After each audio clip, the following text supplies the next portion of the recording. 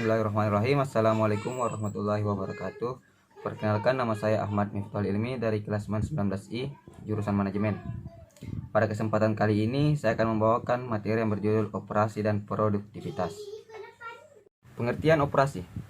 Operasi adalah praktik administrasi bisnis untuk menciptakan tingkat efisiensi setinggi mungkin dalam suatu organisasi. Hal ini berkaitan dengan pengubahan bahan dan tenaga menjadi barang dan jasa seefisien mungkin untuk memaksimalkan laba dari suatu organisasi. Tim manajemen operasi berusaha menyeimbangkan biaya dan mendapatkan biaya dengan mendapat pendapatan untuk mencapai laba operasional yang lebih tinggi. Adapun aktivitasnya, desain. Sebelum merencanakan proses atau perancang produk, manajemen operasi harus bisa menganalisis pasar untuk menguji permintaan pasar. Jika itu memberikan hasil yang menjanjikan, barulah dimulai untuk menargetkan produk atau layanan untuk dikembangkan. Dalam banyak kasus, perencanaan melibatkan perancangan produk baru dari konsep awal hingga peluncuran yang sebenarnya, dengan beberapa fase pengujian yang terlibat. Improvisasi. Selalu ada ruang untuk mengimprovisasi begitu masuk ke dalam proses yang sudah lama yang kita pakai. Kualitas dan kapasitas yang telah dicapai atau sejauh tingkat persediaan dan sumber daya manusia yang bersangkutan. Hal ini termasuk juga dalam manajemen risiko. Oleh karena itu, banyak tugas manajemen operasi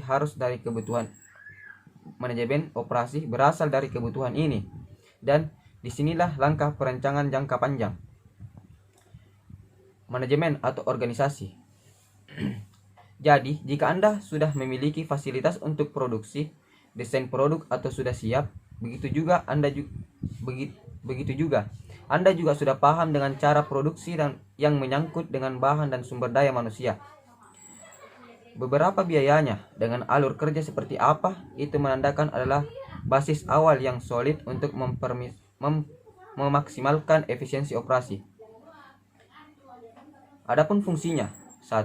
Keuangan. Keuangan memainkan peran utama dalam manajemen operasi.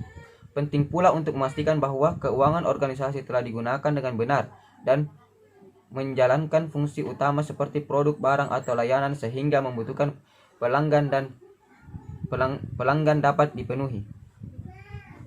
Operasi. Fungsi ini dalam manajemen operasi terutama berkaitan dengan perencanaan, perorganisasian, pengarahan, dan pengendalian semua kegiatan organisasi yang membantu dalam mengkonversi bahan baku dan daya manusia menjadi barang dan jasa berharga untuk memuaskan kebutuhan pelanggan. 3. Strategi. Strategi dalam manajemen operasi mengacu pada taktik perencanaan yang dapat membantu mereka mengoptimalkan sumber daya dan memiliki keunggulan kompetitif dibanding dengan yang lain. Dalam bisnis, strategi mengimprovisasikan kefiguran rantai pasokan, supply, penjualan, kapasitas untuk menyimpan kas, pemanfaatan sumber daya manusia yang optimal, dan banyak lagi. 4. Desain produk. Menggabungkan teknologi inovatif memainkan peran penting dalam penjualan suatu produk. Dengan demikian, adalah tugas manajer operasi untuk memastikan bahwa produk tersebut dirancang untuk memenuhi tren pasar dan kebutuhan pelanggan.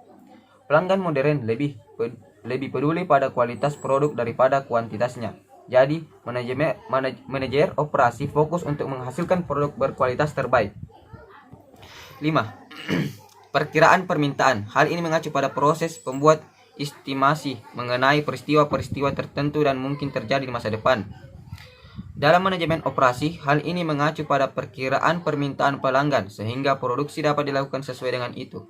Melalui ini, manajer mengetahui apa yang harus diproduksi, kapan harus produksi, dan bagaimana memproduksi sesuai dengan kebutuhan pelanggan. Konfigurasi rantai suplai. Motif utama dari konfigurasi rantai suplai adalah untuk memastikan manajemen yang aktif, memantau dan mengendalikan semua kegiatan utama yang diadakan di perusahaan. Konfigurasi rantai pasok dimulai dari pasokan bahan baku dan berlanjutnya hingga produksi pasokan akhir yang kemudian dilakukan penjualan ke pelanggan yang akan memenuhi kebutuhan dan keinginan mereka. 6. Kegelokan kualitas. Manajemen kualitas memainkan peran penting dalam pemasaran produk. Manajemen operasi mengelokasikan tugas manajemen mutu ke tim dan kemudian mengawasi tugas mereka.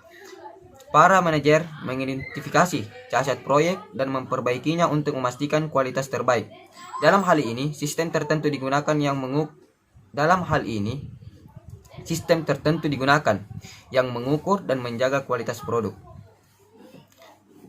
Adapun materi kedua yaitu produktivitas. Adapun pengertian produktivitas merupakan faktor mendasar dan mempengaruhi informasi kemampuan bersaing dalam industri-industri.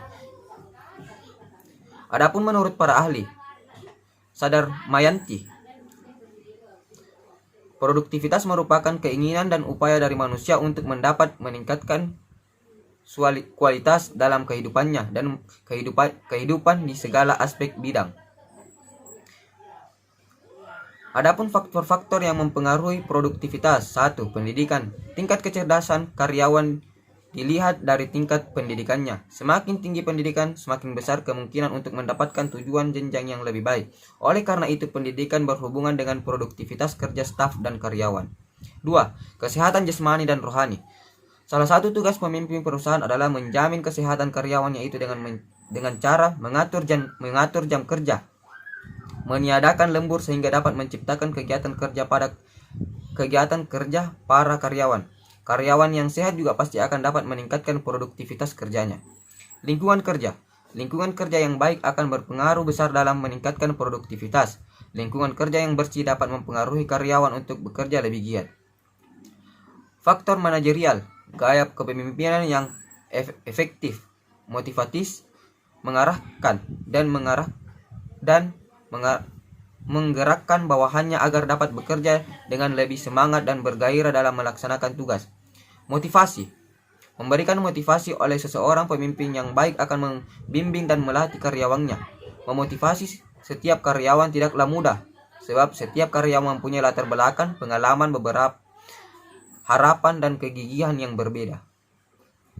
6. Peralatan yang digunakan. Peralatan yang digunakan mempunyai efek yang sangat penting dalam meningkatkan produktivitas kerja. Produktivitas kerja seorang karyawan perlu mendapat perhatian dan perusahaan karena produktivitas kerja akan meningkatkan keuntungan bagi perusahaan. Produktivitas dapat dimaksudkan sebagai penggunaan sumber-sumber ekonomi yang digerakkan secara efektif dan memerlukan keterangan organisator dan teknik sehingga mempunyai tingkat hasil guna yang tinggi. Artinya, hasil yang diperoleh seimbangkan dengan masukan yang diolah. Mungkin itulah materi dari saya. Cukup sekian. Wassalamualaikum warahmatullahi wabarakatuh.